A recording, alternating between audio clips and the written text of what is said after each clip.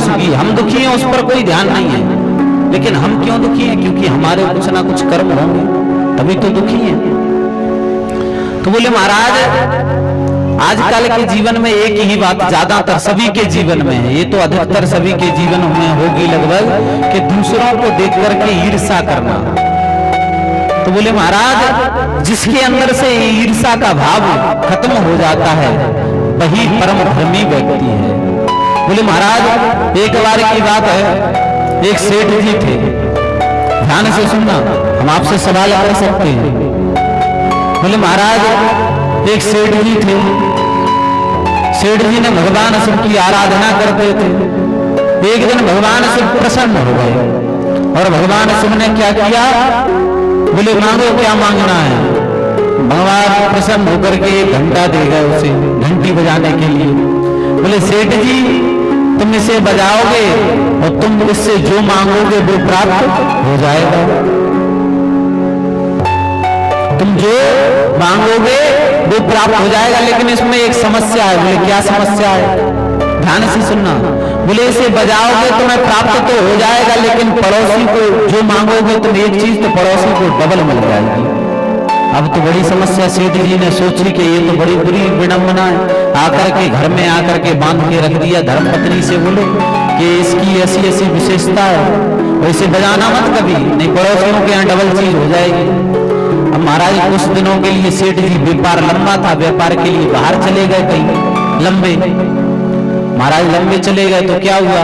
अब सेठानी ने सोचा कि सेठ जी वैसे ही फेंक रहे होंगे, घर पे कुछ कमी पड़ गई, कहीं भैया मैया की शादी होगी तो उन्हें साड़ी की आवश्यकता पड़ रही थी। तो उन्होंने क्या किया? बोले महाराज सेठ जी जब आएंगे और 2 दिन रह गए शादी को, सेठ जी आएंगे तो हाल किया लगा शॉपिंग करवाने ना ले जाए, तो एक काम करे शॉपिंग कर ली जाए। तो क्या किया? बोले घंटी बजाई, बोले मेरे लिए एक साड़ी मिल जाए बढ़िया हीरे मोतियों से जड़ी अच्छी सुंदर। तो महाराज ने एक मिल गई, पड़ोसियों की पत्नियों को 2 मिल गई। बोले जैसे ये मिली तो इन्हें आनंद सा आ गया। तो महाराज फिर बजाया, बोले मेरा एक मकान बन जाए, तो पड़ोसियों के 2 मकान बन गए। बोले महाराज मेरे यहाँ एक 4 व्हीलर आ जाए, तो पड़ोसियों के यहाँ 2 4 व्हीलर आ गए। अब बड़ी विशेषता। अब महाराज सब बढ़िया चमक गया, चकाचक। अब महाराज व्यापार से सेठ जी लौटे। सेठ जी ने देखा तो सेठ जी का 1 मंजिल बनता और सबने की 2 मंजिल। सेठ जी समझ गए कि सेठानी ने कुछ गड़बड़ कर दी, अब क्या किया जाए? अब महाराज सेठ जी को रात में नींद नहीं आई। पहले तो डांटे, चिल्लाने लगे सेठानी को। अब महाराज नींद नहीं आई, पड़ोसियों के यहाँ 2 4 व्हीलर हो गई, 2 मंजिल मकान हो गए, अब क्या होगा? ये सेठानी ने बड़ा बुरा किया। अभी तक तो सब हमसे ही नीचे थे, अभी तो हम ही सेठ जी पूछते थे, अब तो ये हमसे बड़े सेठ जी पूजने लगे सभी। अब महाराज रात को नींद नहीं आई।